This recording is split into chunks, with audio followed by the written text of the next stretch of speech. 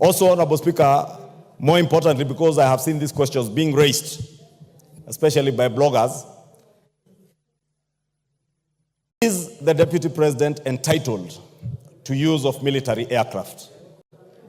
Honorable Speaker, I did engage the Cabinet Secretary for Defense, and indeed I have asked Honorable Speaker, so that we may put this matter to rest, I will be writing to the Cabinet Secretary for Defense to appear before this House in plenary that only the President and the First Lady, the President as Commander-in-Chief, since we don't have a Deputy Commander-in-Chief, has access to military aircraft.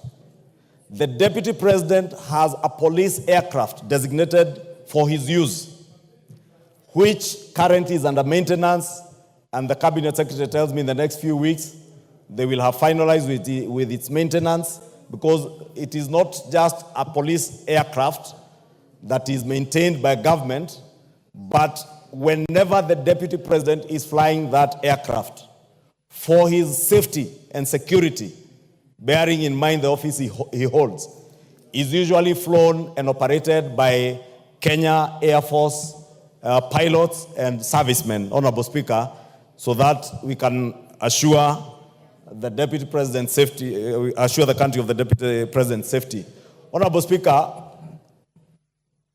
when the Kenya Kwanza government took over, I am also informed, Honorable Speaker, our defense forces would occasionally allow senior government officers to use their aircrafts at times on request.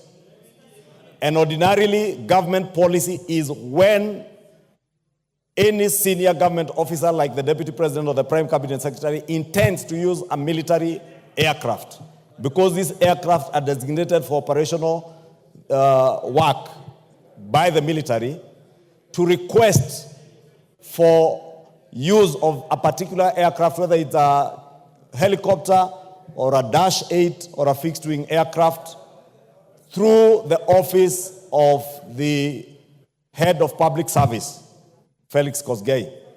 Honorable Speaker, let me put it on record, because I have checked those facts. The day that the Honorable Okello refers to on Madaraka Day, the office of the Deputy President never, because I would not, he decided to get late, because either way you could also choose. The Honorable Speaker chose to go and spend the night in Bungoma or in Kisumu and be near the function, or wake up early like many of us did to travel. The same with the incident that the Honorable Jared Okello speaks to this Sunday in Nakuru at the Akorino Church.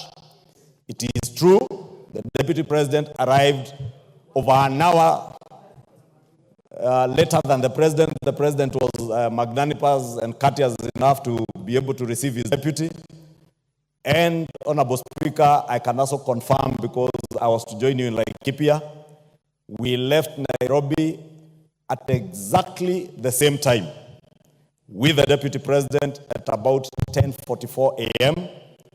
When his chopper was lifting from his current residence, Honorable, we traveled together. There was a slight challenge with the weather, I can confirm, Honorable Speaker, around Mount Longonot. And we were able to maneuver through within a period that did not exceed 5 minutes. As to why the Deputy President chose to tell the country that he had transport and weather challenges, Honorable Speaker, on the pulpit in church, again, I would not be able to be in a position to tell why the person serving in the office of a Deputy President would choose to tell what is not true while standing at a pulpit in a church, Honorable Speaker. And since, Honorable Speaker, you have guided, we are not here to discuss the conduct of any person. I do not want to dwell into that, but to assure the country that both the President, the Deputy President, the Office of the Prime Cabinet Secretary, from what the Minister for Defense has informed me, may, in writing ask for use of military aircraft.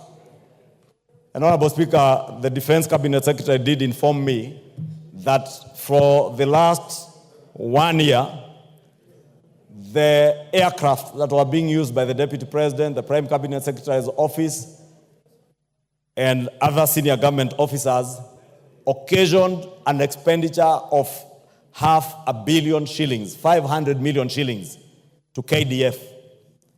KDF has written to the various offices, and the office of the Deputy President has written back declining to share in the costs of the wear and tear and fuel of these aircrafts. And that is why the Kenya Defense Forces and the Ministry of Defense made a policy decision that should any officer want to use military aircraft, it must be on request, since all these offices have resources appropriated to them for air travel. Therefore, if you use a Kenya Defense aircraft for fuel, for wear and tear, you pay for it from the budget in your office. And therefore, Honorable Speaker, should cry foul that they have not been allowed to use military aircraft.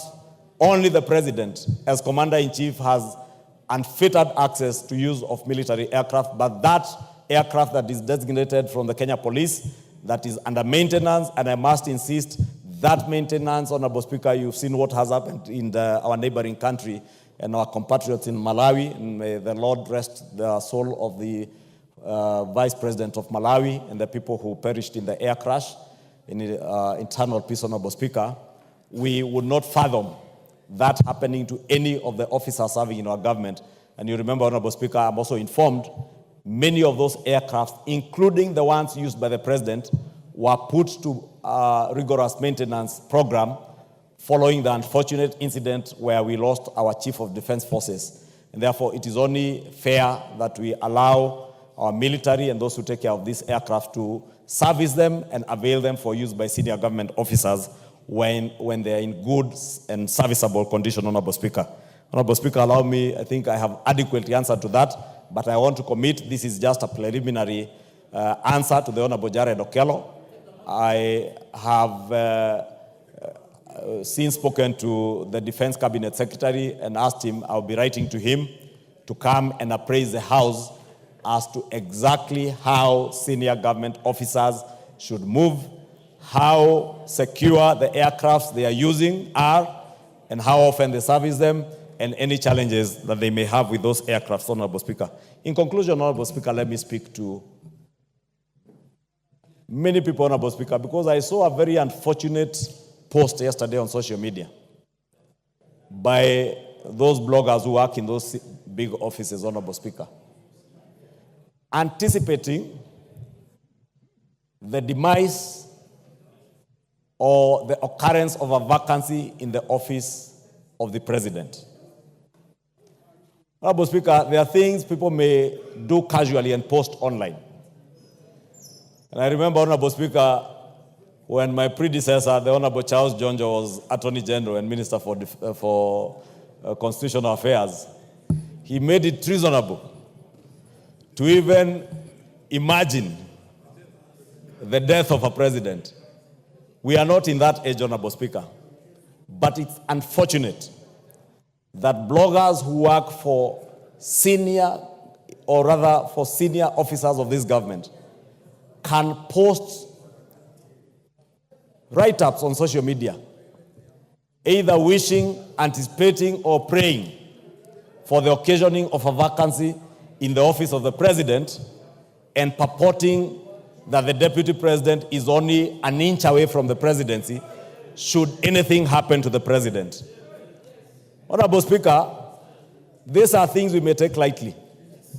Just as we may take lightly the talk that you referred to by the Governor for Nyeri, or indeed the talk about people going to their villages. And I want to agree with Honorable Soro.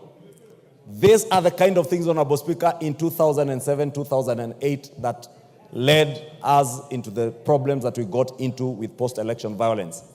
When people were told to go back to their villages, Honorable Speaker, it is true we all come from villages. But please, when we hold senior government positions, we must grow beyond our villages. We must remember that we bear a greater responsibility to the people of Kenya way beyond our villages. And whatever words we utter out of our mouths, Honorable Speaker, must be words that unite the people of Kenya, not those that create divisions. Because if you create division, Honorable Speaker, you are bringing dishonor. And, Honorable Speaker, dealing a big blow to the dignity that the office you hold would have, Honorable Speaker. Lastly, as I said, Honorable Speaker, over the weekend elsewhere, respect is earned. Respect is earned. Honorable Speaker, there are members of parliament here who have suffered. Members of parliament from Nyeri will tell you how much they have suffered. The women rep for Baringo County, if she had an opportunity, Honorable Speaker, she would tell you the unpalatable words that have been used to describe her. Honorable Speaker, and I said, let us earn our respect as leaders. If I demand respect, let me respect the member of parliament for Baringo County. Let me respect the members of parliament from Nyeri.